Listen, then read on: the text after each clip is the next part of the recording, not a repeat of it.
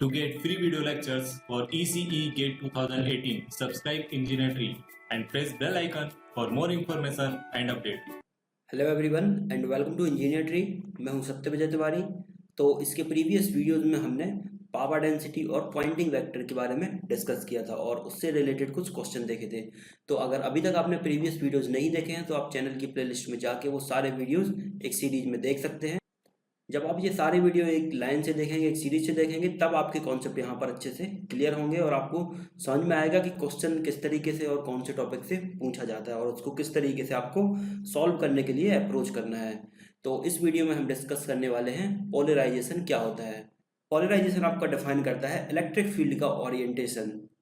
मतलब जैसे आपकी कोई इलेक्ट्रोमैग्नेटिक वेव है, वो किसी डायरेक्शन में प्रोपोगेट हो रही है, इस डायरेक्शन में प्रोपोगेट हो रही है जेड डायरेक्शन में, तो इसमें आपकी जो इलेक्ट्रिक फील्ड होगी उसका ओरिएंटेशन किस डायरेक्शन में होगा, या जो इलेक्ट्रिक फील्ड की जो फील्ड लाइंस होंगी वो कौन सी डायरेक्शन में होंगी, ये हमें इसमें कैलकुलेट करना रहता है। तो पोलराइजेशन सिंपल आपका होता है इलेक्ट्रिक फील्ड ओरिएंटेशन, और जो इसका बेसिक नेचर होता है इसको ये सेटिस्फाई करते हुए इसका ओरिएंटेशन हम चेक करते हैं इसमें पोलराइजेशन में। तो इलेक्ट्रिक फील्ड जो होती है परपेंडिकुलर टू मैग्नेटिक फील्ड, और ये परपेंडिकुलर होती है आपकी प्रोपोगेशन के डायरेक्शन के। तो पोलराइजेशन में आपके 4-5 केस होते हैं, इसमें एक एक करके केस डिस्कस करने वाले हैं। तो फर्स्ट केस आपका होगा, ये एक्स डायरेक्शन है, ये आपकी वाई डायरेक्शन है, और जेड की डायरेक्शन आप आउटवर्ड अपनी साइड एज्यूम कर सकते हैं। तो इलेक्ट्रोमैग्नेटिक वेव जो होगी वो हम मान के चल रहे हैं जेड डायरेक्शन में प्रोपोगेट हो रही है। जब जेड की डायरेक्शन में इलेक्ट्रोमैग्नेटिक वेव आपकी प्रोपोगेट हो रही है, और जो इलेक्ट्रिक फील्ड के जो कंपोनेंट होंगे वो हम मान के चलते हैं एक्स डायरेक्शन में। तो एक्स डायरेक्शन में इलेक्ट्रिक फील्ड के कंपोनेंट होंगे और मैग्नेटिक फील्ड के कंपोनेंट आपके वाई डायरेक्शन में होंगे, क्योंकि जो इलेक्ट्रिक और मैग्नेटिक फील्ड होती हैं वो एक दूसरे के परपेंडिकुलर होती हैं, और ये परपेंडिकुलर होते हैं प्रोपोगेशन की डायरेक्शन के। तो प्रोपोगेशन की डायरेक्शन है जेड डायरेक्शन, आप एज्यूम कर सकते हैं। इलेक्ट्रिक फील्ड के जो कंपोनेंट है वो एक्स डायरेक्शन में है और मैग्नेटिक फील्ड के कंपोनेंट वाई डायरेक्शन में है। तो पोलराइजेशन में सिंपल होता आपका ये है कि इलेक्ट्रिक फील्ड का ओरिएंटेशन हम चेक करते हैं। तो फर्स्ट केस में हमने जो इलेक्ट्रिक फील्ड है उसका ओरिएंटेशन लिया है यहाँ पर एक्स डायरेक्शन में। तो इसकी जो इक्वेशन हो जाएगी वो किस तरीके से हो जाएगी, ई जेड ऑफ टी। मतलब जेड की डायरेक्शन में तो आपकी इलेक्ट्रोमैग्नेटिक वेव प्रोपोगेट हो रही है, और जो इसका इलेक्ट्रिक कंपोनेंट हो जाएगा वो हो जाएगा एक्स की डायरेक्शन में। तो ई नॉट उसका एम्पलीट्यूड हो जाएगा sine omega T minus beta Z उसका फेस हो जाएगा, और ए एक्स उसकी फील्ड लाइंस हो जाएंगी, क्योंकि इलेक्ट्रिक फील्ड की जो फील्ड लाइंस है वो एक्स की डायरेक्शन में है। तो ये आपका फर्स्ट केस हो जाएगा। इसको हम क्या बोलते हैं, लीनियर या हॉरिजॉन्टल पोलराइजेशन। लीनियर या हॉरिजॉन्टल पोलराइजेशन इसको हम बोलते हैं। इसको आप इस तरीके से भी समझ सकते हैं, मान के चलिए ये आपकी जेड डायरेक्शन है, जेड डायरेक्शन में आपकी इलेक्ट्रोमैग्नेटिक वेव इस तरीके से ये प्रोपोगेट हो रही है जेड की डायरेक्शन में, और ये आप एक्स डायरेक्शन एज्यूम कर सकते हैं। एक्स डायरेक्शन में आपकी इलेक्ट्रिक फील्ड के कंपोनेंट होंगे। तो इस तरीके से आप इस वाली वेव को ऐसे भी देख सकते हैं। दूसरे केस की हम बात करते हैं कि इलेक्ट्रोमैग्नेटिक जो वेव है वो आपकी जेड की डायरेक्शन में प्रोपोगेट हो रही है, लेकिन जो उसकी फील्ड कंपोनेंट है वो आपकी वाई डायरेक्शन में है।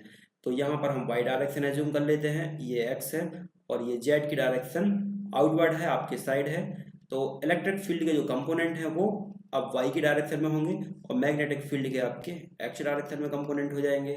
तो इसकी इक्वेशन आप लिख सकते हैं, E z of t equals to E naught उसका एम्पलीट्यूड हो जाएगा sine omega T minus beta Z in the direction of a y, क्योंकि पोलराइजेशन का मतलब ही ये है कि इलेक्ट्रिक फील्ड का ओरिएंटेशन चेक करना है। तो इलेक्ट्रिक फील्ड का ओरिएंटेशन यहाँ पर वाई की डायरेक्शन में है, तो यहाँ पर ए वाई हो जाएगा।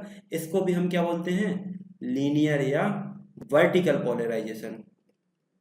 प्रीवियसली हमने देखा था एक्स की डायरेक्शन में इलेक्ट्रिक फील्ड के कंपोनेंट थे, तो वो था आपका हॉरिजॉन्टल, और ये हो जाएगा आपका वर्टिकल पोलराइजेशन।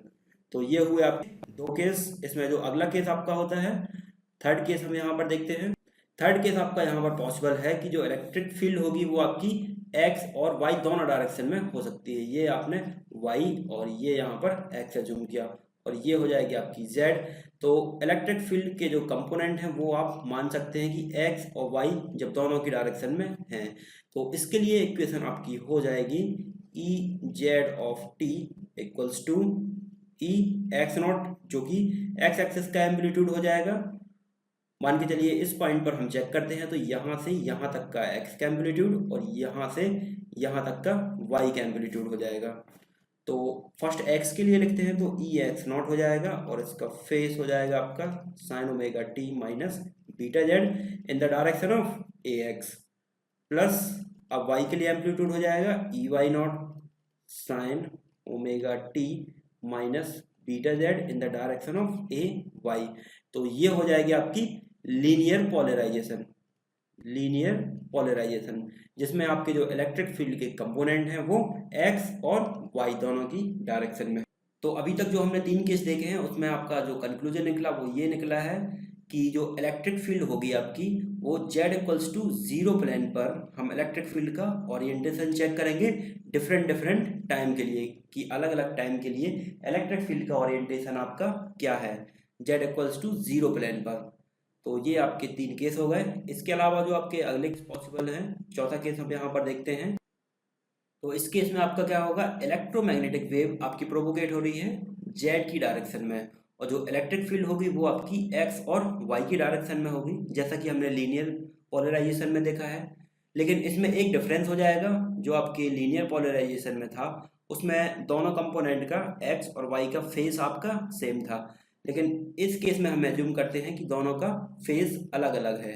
तो E naught sine omega T minus beta Z in the direction of A x, plus दूसरा हो जाएगा ई नॉट, यहाँ पर आपका फेस अलग हो जाएगा, यहाँ पर sign omega T minus beta Z है, यहाँ पर फेस में 90 डिग्री का डिफरेंस आ जाएगा आपका। तो cos omega T minus beta Z in the direction of a y. तो इस वाले केस में आप लेके चलते हैं कि इनका जो एम्पलीट्यूड है एक्स की डायरेक्शन में ई नॉट है और वाई के लिए भी ई नॉट है, तो एम्पलीट्यूड इनका सेम हो जाएगा और इनका जो फेस डिफरेंस हो जाएगा वो 90 डिग्री का फेस डिफरेंस हो जाएगा दोनों कंपोनेंट में। तो इलेक्ट्रिक फील्ड का ओरिएंटेशन हम चेक करते हैं z इक्वल्स टू 0 प्लेन पर फॉर डिफरेंट टाइम एक्सिस के लिए। तो फर्स्ट हम इसके लिए चेक करते हैं, फर्स्ट टाइम हम एज्यूम कर लेते हैं यहाँ पर for t equals to 0। t equals to जब आप 0 यहाँ पर पुट करेंगे तो फर्स्ट कंपोनेंट आपका हो जाएगा ई नॉट साइन बीटा जेड आपका 0 हो जाएगा क्योंकि हम z इक्वल्स टू 0 प्लेन पर इलेक्ट्रिक फील्ड का ओरिएंटेशन चेक करते हैं और यहाँ पर टाइम भी आपका 0 हो जाएगा तो साइन 0 हो जाएगा प्लस ई नॉट ये हो जाएगा आपका कॉस 0। तो यहाँ पर आप जानते हैं कि साइन 0 की वैल्यू आपकी 0 हो जाएगी और कॉस 0 की वैल्यू आपकी 1 हो जाएगी, तो ये हो जाएगा ई नॉट। कौन सी डायरेक्शन में, ए वाई में। जो ए एक्स का कंपोनेंट है वो 0 हो गया और ए वाई की डायरेक्शन में उसका मैग्नीट्यूड आया ई नॉट। तो इसको हम यहाँ पर सिंपल ड्रॉ करते हैं, ये आपका एक्स एक्सेस है और ये आपका वाई एक्सेस है। तो फर्स्ट आपका जो मैग्नीट्यूड आया वो आया E naught for T equals to 0 के लिए। अब दूसरे टाइम एक्सेस पर इसकी वैल्यू चेक करते हैं, t इक्वल्स टू टाइम की वैल्यू हम यहाँ पर बढ़ा देते हैं, t/8 के लिए चेक करते हैं। तो t/8 के लिए जब आप सॉल्व करेंगे तो ई एक्स जो आएगा, मतलब ये वाला कंपोनेंट एक्स एक्सिस के लिए वो हो जाएगा ई नॉट डिवाइडेड बाई √2। तो यहाँ पर आपका जो x कंपोनेंट हो जाएगा वो आएगा ई नॉट डिवाइड बाई √2 क्योंकि साइन जो 45 की वैल्यू होती है वो होती है 1/√2 और यहाँ पर जो y का कंपोनेंट आ जाएगा वो भी आपका आएगा ई नॉट डिवाइडेड बाई √2, लेकिन यहाँ पर ए वाई डायरेक्शन है और यहाँ पर ए एक्स डायरेक्शन है। तो जब आप इसको आप टाइम एक्सेस पर ड्रॉ करेंगे यहाँ पर तो इसका जो कंपोनेंट आएगा वो इस तरीके से आएगा for t equals to t/8 time के लिए। ये था आपका t इक्वल्स टू 0 के लिए। अब टाइम आपने फिर यहाँ पर इंक्रीज किया t इक्वल्स टू t/4 के लिए। तो t/4 के लिए आप चेक करेंगे तो ई एक्स की जो वैल्यू निकल के आएगी वो आएगी आपकी ई नॉट और जो ई वाई कंपोनेंट हो जाएगा वो आएगा आपका 0। तो ई एक्स जब आपका ई नॉट आया तो यहाँ पर हो जाएगा आपका ई नॉट और वाई कंपोनेंट 0 हो जाएगा। तो इसमें आप देख सकते हैं कि सबसे पहले आपकी जो इलेक्ट्रिक फील्ड है वो किस तरीके से ओरिएंटेशन हो रही है, इस तरीके से आपकी डाउनवर्ड जा रही है जब आप टाइम की वैल्यू बढ़ाते जा रहे हैं। तो इसमें आप देख सकते हैं कि ये आपका एक सर्कुलर पोलराइजेशन की तरह यहाँ पर बिहेव करेगा क्योंकि जो x कंपोनेंट है और y कंपोनेंट है उनके बीच में जो फेस डिफरेंस है वो 90 डिग्री है।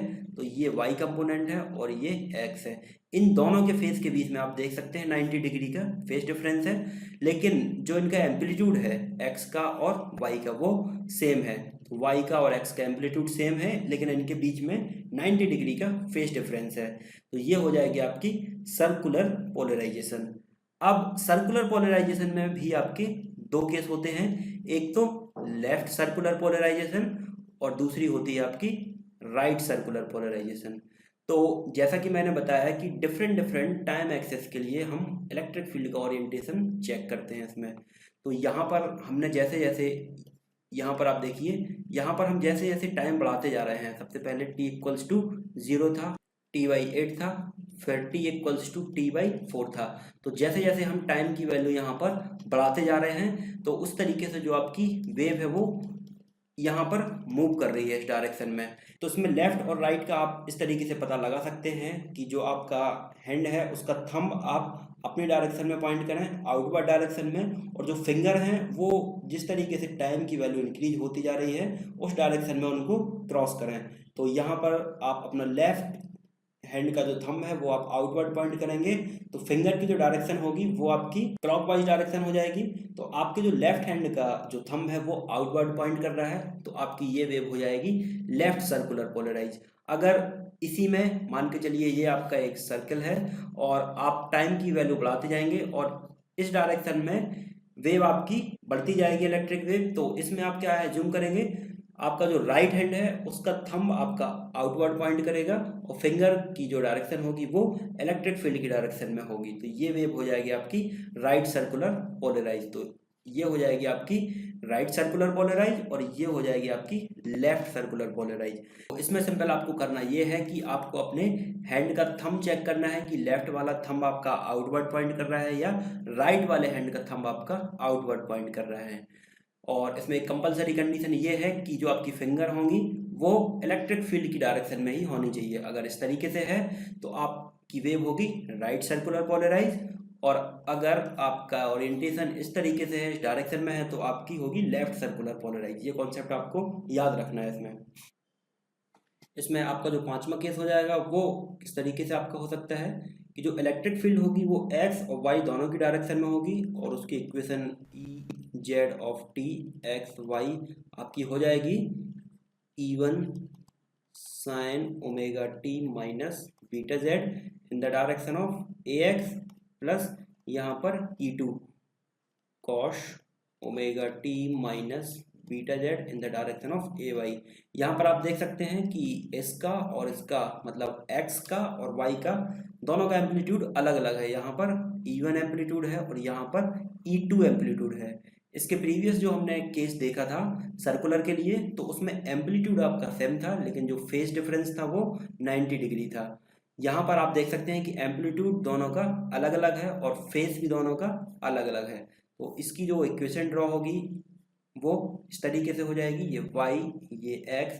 तो जो इलेक्ट्रिक फील्ड का पोलराइजेशन होगा वो इलेप्टिकल के शेप में आ जाएगा। अब यहाँ पर आप मान के चलें कि अगर E1 आपका ग्रेटर देन है E2 से, तो E1 आपका डिनोट कर रहा है x का कंपोनेंट, तो x के कंपोनेंट का एम्पलीट्यूड यहाँ पर E1 ज़्यादा है और E2 आपका कम है, तो यहाँ पर E2। तो ये आपकी एक एलिप्स के फॉर्म में इलेक्ट्रिक फील्ड का ओरिएंटेशन होगा। सेकंड केस इसमें ये हो सकता है कि E2 का जो मैग्नीट्यूड है वो E1 से ज़्यादा है, तो इस कंडीशन में इलेक्ट्रिक फील्ड का ओरिएंटेशन होगा वो इस तरीके से होगा।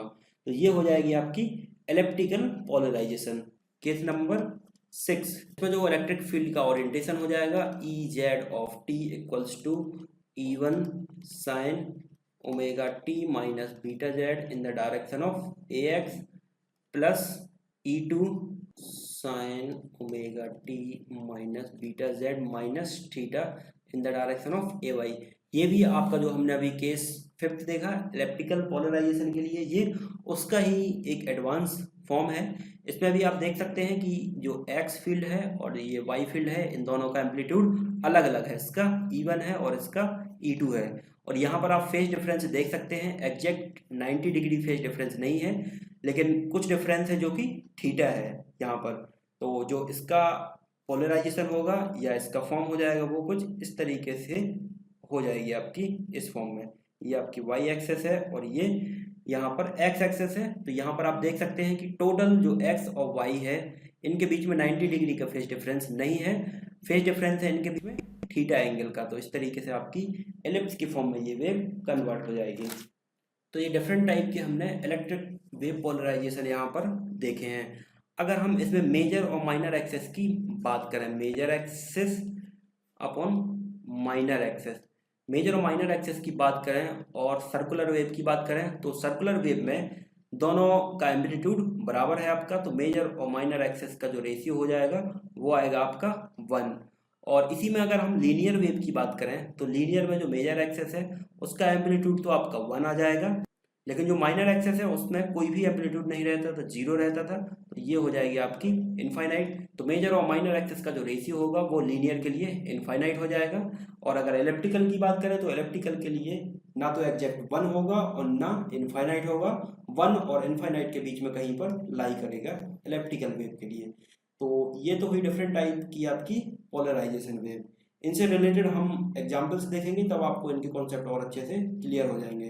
तो इनके एग्जाम्पल हम नेक्स्ट वीडियो में देखेंगे। तो इस वीडियो में इतना ही। अगर ये वीडियो आपको पसंद आया तो इसको आप लाइक जरूर करें, सब्सक्राइब करें और अपने फ्रेंड्स के साथ शेयर करें। Thank you friends.